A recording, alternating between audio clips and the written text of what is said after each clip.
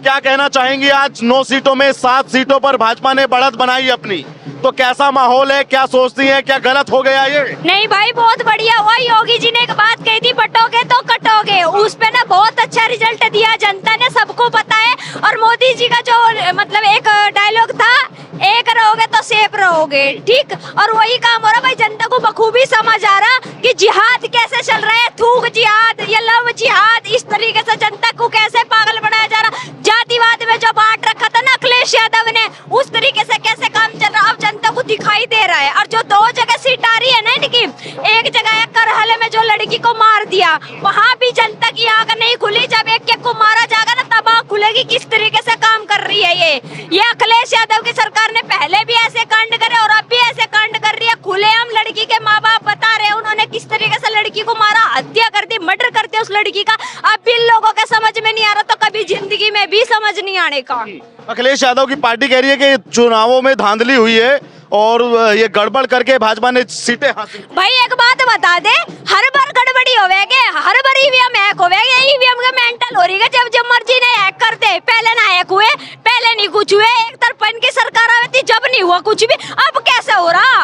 अब इनकी सरकार यारी जनता की आँख खुल गई, अब जनता बखूबी राजनीति समझने लगी, तो अब ईवीएम हैक हो गई, गड़बड़ी कर दी। ये गड़बड़ी पहले नहीं हुई कि इन्होंने खून की गली बहाई मासी का अयोध्या में, बताओ ना। क्या लगता है कि योगी जी का जलवा बरकरार है? कुछ लोग कह रहे थे कि लोकसभा में 37 सीटें पाई हैं तो योगी जी का क्रेज खत्म होता जा रहा है। भाई उस टाइम पे जो गलती इन्होंने करी तो उसका भुगतना भी पड़ा, और बहुत बार तो देखो अयोध्या वालों ने भी धोखा करा इनके साथ में। और अब जनता के समझ में आ गया ना कहाँ गलत और कहाँ सही है, ठीक। और भी समझ आएगा अभी तो धीरे धीरे। एक बात और बता रही हूँ, अगर योगी की सरकार यूपी से गई ना तो खुलेआम लड़कियां उठनी शुरू हो जाएगी, ये भी बात पक्की है। और दूसरी बात, जो जातिवाद में वहाँ जनता बांट रखी ना, और जातिवाद ज्यादा होगा। और जो जिहाद चल रहा था सबसे ज्यादा भी, जितना यूपी में आतंक पहले था वो सबसे ज्यादा उतरेगा। कहते हैं ना यूपी के लोग बदमाश है, यूपी का जो नाम गंदा कर रखा था वो दोबारा नाम गंदा हो जाएगा अगर एक बार योगी चला गया। योगी जी तो देखो अब की बार तो मुख्यमंत्री है, अब की बार प्रधानमंत्री भी देखने को मिलेंगे जल्दी। आपको ऐसा क्यों लगता है कि अखिलेश यादव की सरकार आएगी तो मतलब वहाँ पे गुंडा राज आएगा, ये तमाम अराजकता फैल जाएगी, ऐसा क्यों लगता है आपको? लगता नहीं है, पहले था, उनके राज में पहले था और अब भी ऐसा कर देगी। एक बात बता दे, कुत्ते की पूंछ नाल में 12 साल तक रख ले, 10 साल रख ले, वहां तक सिद्धि हुई के कभी सिद्धि नहीं होया करती, ठीक। ये वही नस्ल है, इन्हें कितना ही सुधार ले, ये सुधरने वाली नस्ल नहीं है, ये कांड करेगी। जो कर अब देखने को मिला करल में इन्होंने कांड करा, लड़की को खुलेआम मर्डर करवा दिया, तो मेरे भाई खुद समझ ले ये किस तरीके के कांड करवाएंगे और उत्तर प्रदेश में, ठीक। आज नहीं भुगतेंगे, कल भुगतेंगे, कल नहीं भुगतेंगे, परसों भुगतेंगे, भाई भुगतना जरूर पड़ेगा इन्हें, ठीक। जैसा करोगे ऐसा भरोगे वहाँ के लिए। तो आप क्या कहना चाहेंगे कि योगी जी का जो ग्राफ है वो 27 में भी ऐसा रहेगा या कुछ समीकरण बदल जाएंगे जब 2027 में विधानसभा के चुनाव हो? भाई देखो वो जनता के हाथ बात है। दूसरी बात, जनता अगर समझेगी तो उस तरीके से कार्य होंगे।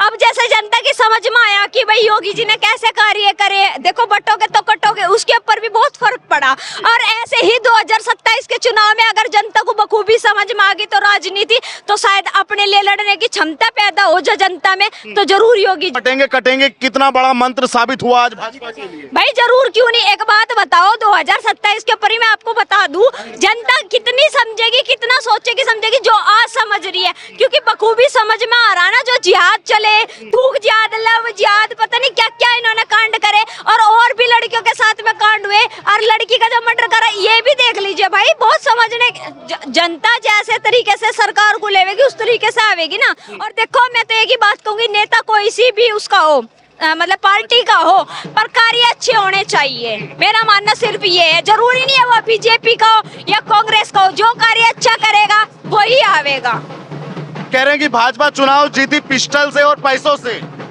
भाजपा अगर कि आपके मीरापुर जो मुजफ्फरनगर की सीट है उस पे एक पुलिस अधिकारी पिस्टल लेके उनका वीडियो सोशल मीडिया पे वायरल हुआ है। अच्छा, अगर उनकी ये बात बोल रहे तो भाई करहल का नहीं देखा क्या? वहाँ तो पिस्टल था जीत हो रही है और वहाँ मर्डर कर कर जीत ले लग रही है। बताओ ना इस बात को। भाई तुम तो मर्डर कर करके जीत लेने की कोशिश कर लग रहे, कर भी ली तुमने तो जबरदस्ती। पिस्टल अगर बंदे की पुलिस वाले की है भी बराबर में तो भाई रहेगी, पुलिस वाला बिना पिस्टल का चलेगा क्या? बिल्कुल नहीं, वो तो उसकी सुरक्षा के लिए, सुरक्षा के लिए है ना उसकी। तो इस तरीके से भाई वो तो अगर जीत हासिल कर भी ली तो उनमें दमखमे जब करी ना, इनकी डाल मर्डर कर करके तो जीत हासिल नहीं कर रहे ना ये लोग। खुलेआम मीडिया में चल रही है बात, लड़की का मर्डर कर दिया, उस पे क्यों नहीं बोल रही है जनता? क्यों नहीं आ रही निकल के बताओ ना इस बात को। उसने खुलेआम ये कहा था मैं बीजेपी को वोट दूंगी। भाई ये ना देखो जनता की फ्रीडम है, तुम जिसे चाहो से वोट दो, जो मर्जी वो बोल सको, तो तुम किस किस को दबाओगे बताओ इस बात को।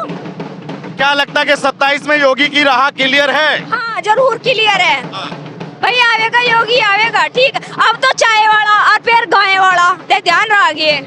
ऐसा तो नहीं कि कभी जैसा लोकसभा में हुआ कि 37 सीटें समाजवादी पार्टी पे चली गई, ऐसा 2027 में भी चुनाव? जो मेरे भाई 8,500 का लालच था ना इनके, खटाखट फटाफट, और जोड़ सी बेचारी में बहन बेटी जा के बुरखे बिछा के पड़ी थी, वे कस खा के पड़ी थी। आयुष्मान कार्ड तो जा के इलाज करवाया था मेरे भाई, उनके भी बखूबी समझ में आ गया कि राहुल गांधी भी नहीं, राहुल खान क्या चीज है, ठीक। राहुल खान मैंने को शरीर का तो है खोखला, जुबान का भी खोखला निकल गया, ठीक।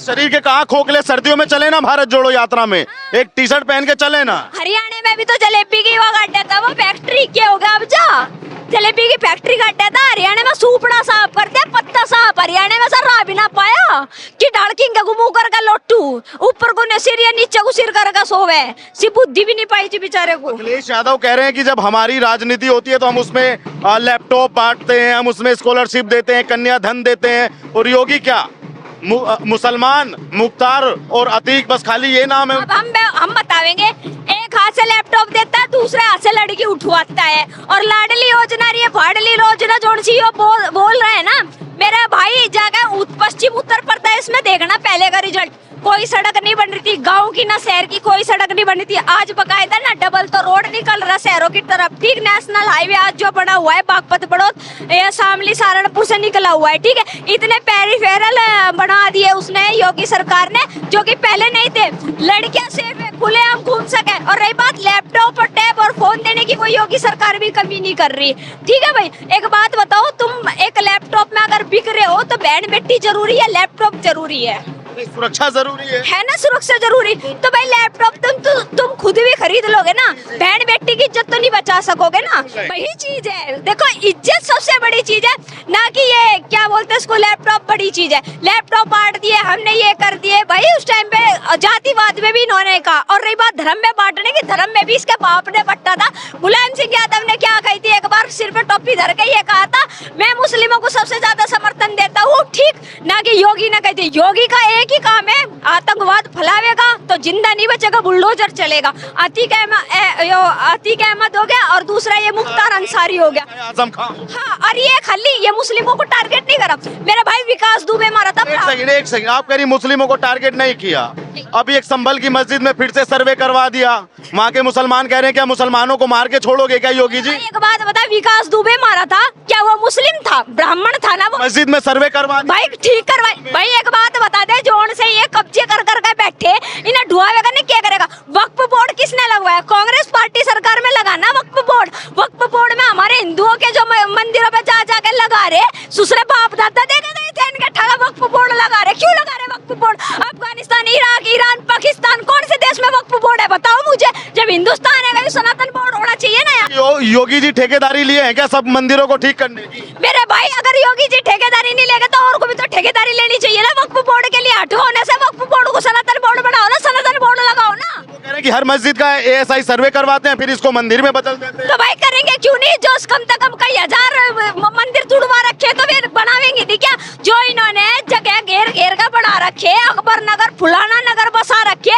जिनके कागज भी नहीं है, तो मेरे भाई ढुआवेंगे नहीं क्या? नू तो बताओ कहाँ गए वे कागज? क्यों नहीं आते कागज? लिगड़ के तो कर दिखा रहे कि हमारे घर ढुआ दिया। इन बातों से उत्तर प्रदेश के लोगों को कोई समस्या नहीं होती?